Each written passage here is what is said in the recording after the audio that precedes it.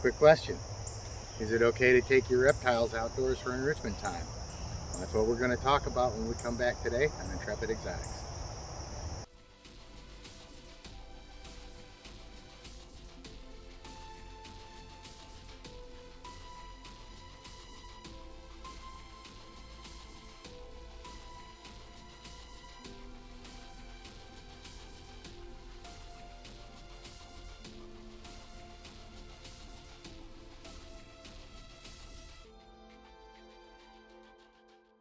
Okay guys, so really quick, while I was out there filming, I had a little visit from a woodland critter and got a little bit of footage of him. I thought it would be cool to put on the end of the video, so I'm going to go ahead and tack it on there.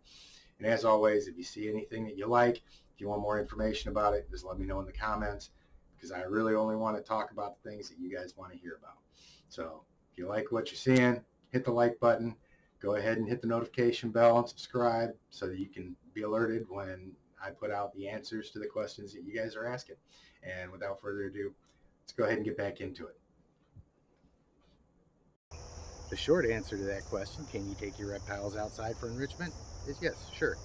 I do it with all of mine. I've got large constrictors, small constrictors, I've got a Nile monitor lizard.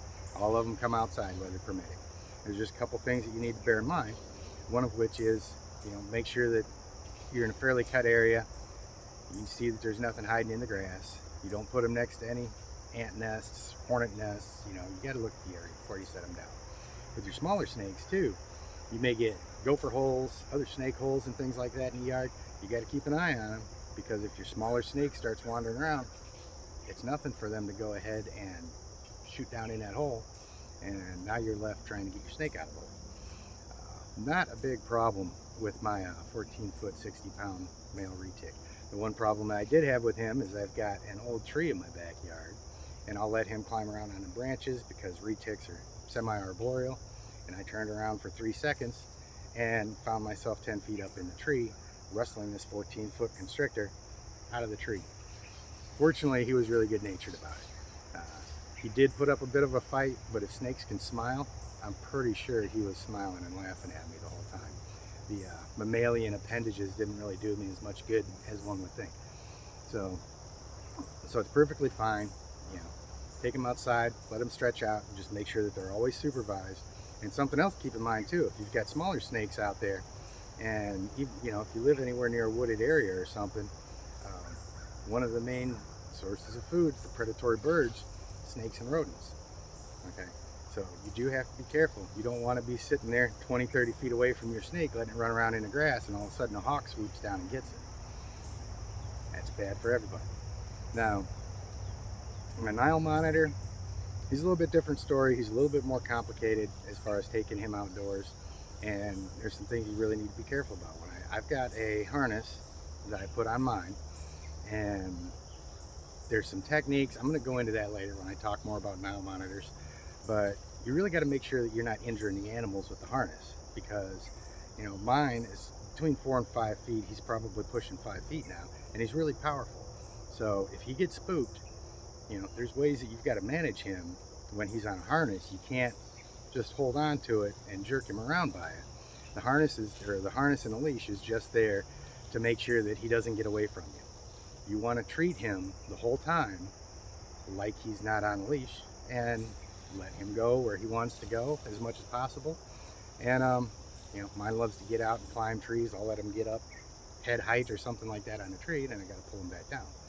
So you can take them out. I think it's good for them. Everybody talks about UVA, UVB, natural basking, things like that. A lot of times I'll get my animals outside and they'll run around for a little while, get tired, and then they'll just lay there in the sun. So I think it's good for them, and I hope that puts some of your minds at ease. Again, perfectly fine to take these guys outside.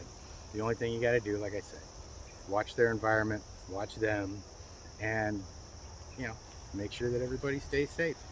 And on that note, I will see you for the next round and the next quick question. Y'all have a good day. So on these segments, we offer.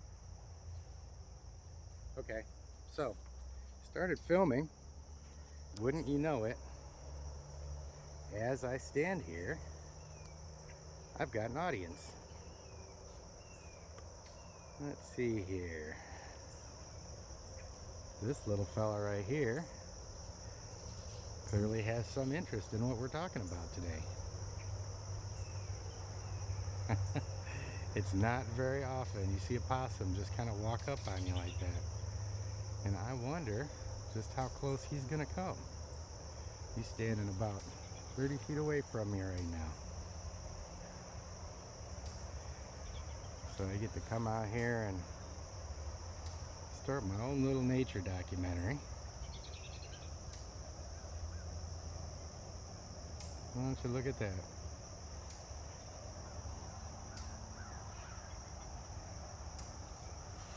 I'm gonna go ahead and follow him around for a second and see what he does.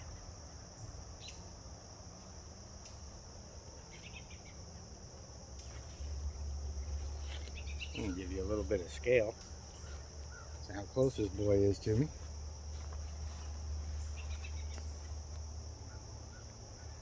Look at that.